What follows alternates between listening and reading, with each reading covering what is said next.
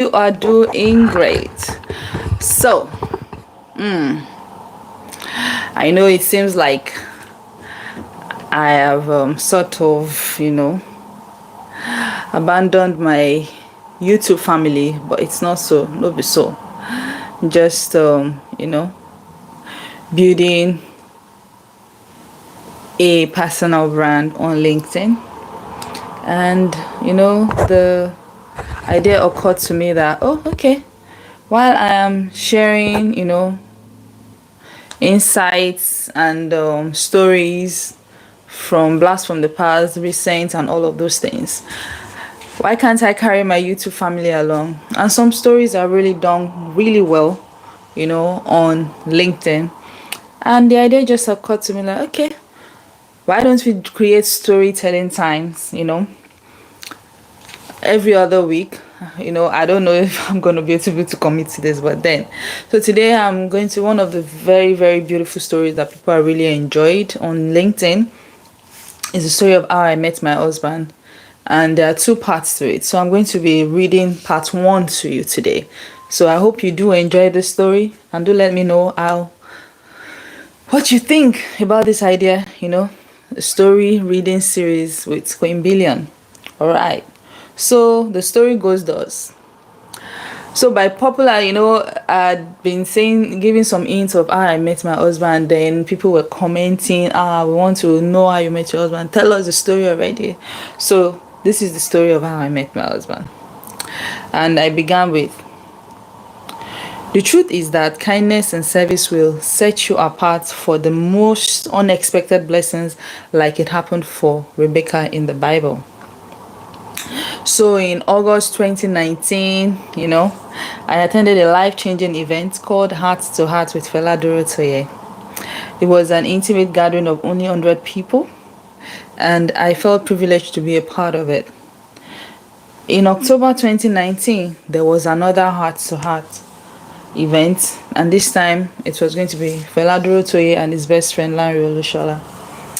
I felt like I didn't need to attend, so I ignored the invitation. But on the Friday before the event was going to be a Sunday, I was driving home from work when I felt a deep sense of unease. I felt impressed on my heart to go, but I resisted. Have you not been given the capacity to pay for this program? A voice in my heart, in my head, was asking me. I said, yes, I can pay. So why won't you go? The voice asked.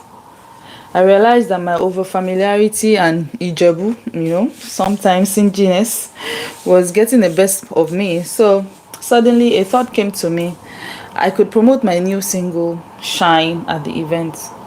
Yeah, you all know I sing now, don't you know? I think you do. So I quickly called to register, and I was told that there were only 2 slots left. You can imagine. I paid immediately. On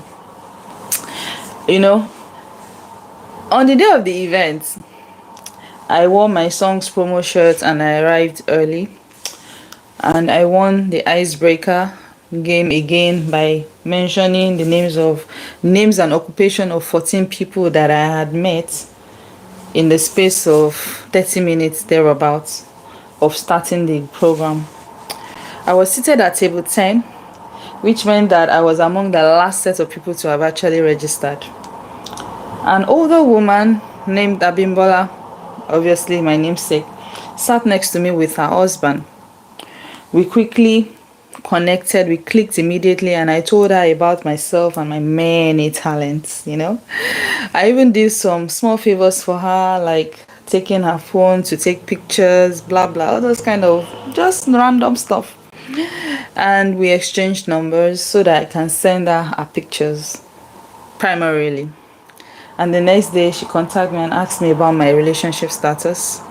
I told her that I was seeing a few people as a fine girl now, And she then mentioned that, she had a brother, Lanre, she would like me to meet. And I'm like, these people, and always wanting me to meet one person or the other. I've had a few bad experiences with people introducing me to their sons, their brothers in the past. So I was hesitant, like, I didn't want to go down that route anymore. But I decided to be kind and open-minded. So I asked her to send me a picture first. I said, let me see the market that I am buying now. Isn't it? Turns out it was, in her house at the time.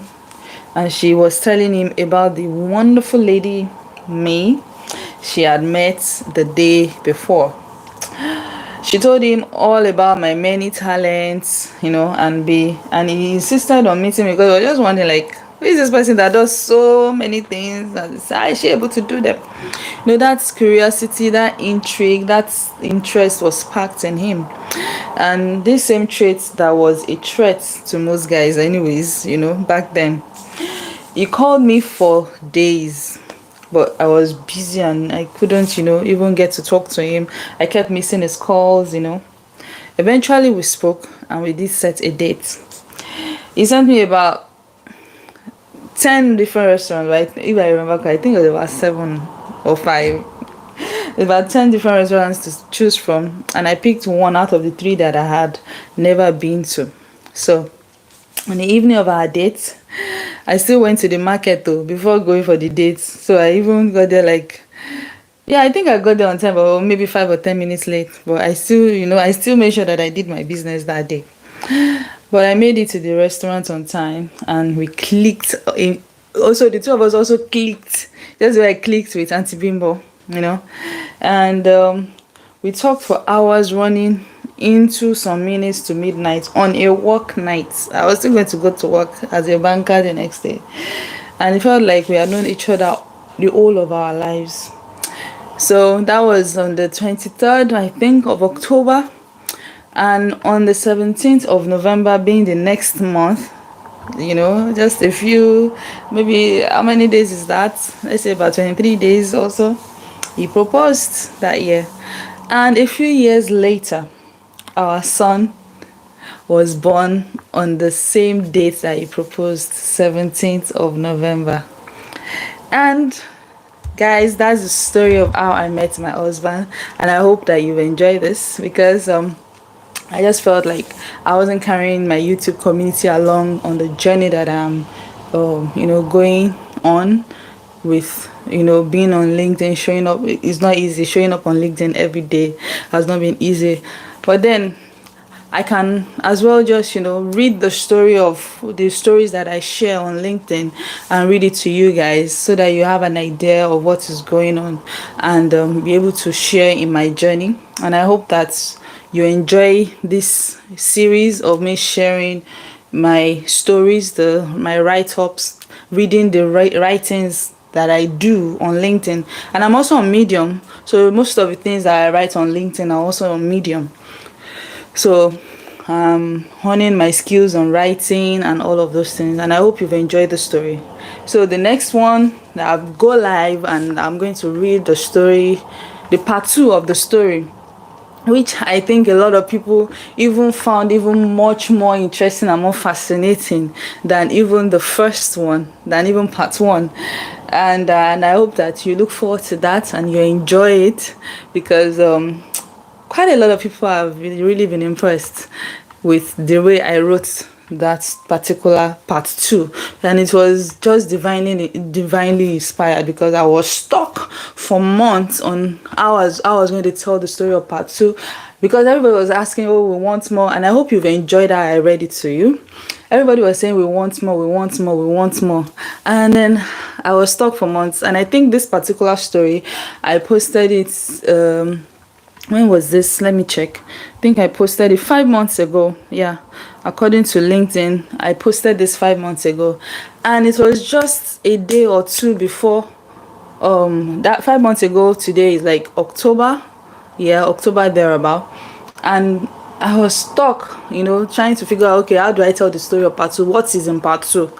And then a few days to, Valentine, I was listening to a conversation that I, that I had, and bagam, the inspiration just came to me and it just began to flow.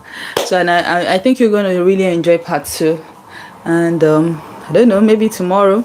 Let me know in the comment section if you want me to read it to you tomorrow, or maybe we should make this a Saturday thing.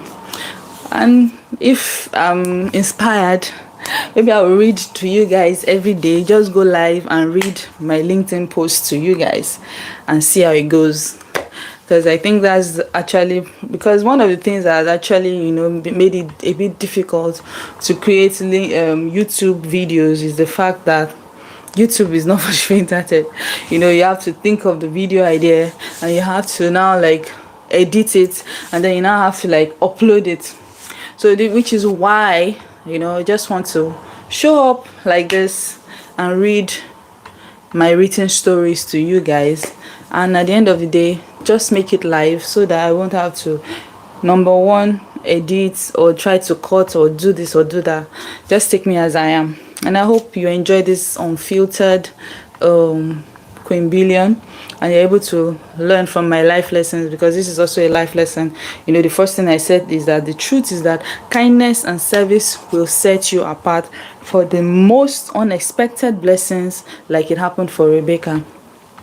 So the story of Rebecca is a story for another day, and I think I shared that also. So look out for that video also. And I'm working on a course, you know, that is going to help you to that is going to help single ladies, you know, to actually be able to position and attract for the man of their dreams and all of that stuff. And yeah, and I already have a course on Seller that is actually a free webinar that single ladies can tap into. 7 things that you need to, 7 mind shifts that you need to have in order to position yourself for the man of your dreams. 7 mind shifts that you need to have in order to become a wife. 7 mind shifts, because I've had encounters with different, you know, single ladies, mature single ladies, and there is just this recurring mindset, recurring set of mindsets that we need to address to help us to attain what we really want to attain. And so that's already up on my Seller. I'll drop the link in this video so that whoever that is interested can go watch it. It's free. All you just need to do is use your email to register, and then it will take you to the channel. I have another channel which is called the Mindshift Coach. So I'll also link that here, and that's where most of my courses and the videos would be hosted. But you would need to, you know, go through the funnel to be able to access those videos. They won't be open, you know, access like the ones that I upload here on Life Lessons. So I hope this has been interesting to you, and until next time. Well, this is a short video, yeah, because I finished reading and I'm just here just still gisting with you guys. I can see that there are 2 people that are currently watching me right now, and I wish I knew who they are so I can say hello. Can you drop me a chat? I think the live chat is on, and you can just say hello to me and let me know who is watching me currently. Don't put me on ghost mode. But thank you guys for tuning. I really appreciate you people that have tuned in to watch me, and at least that's quite encouraging. And I think this is a great idea for me, because I've really been concerned for my YouTube community, because I have over 500 of you here, and I'm not, you know, I'm unable to just, you know, do all of that YouTube you know, so just let's flow as it flows. Okay, thank you guys so much, and until next time, I remain Abimbola Victoria Oluyide, aka Queen Billion. Ciao, bye.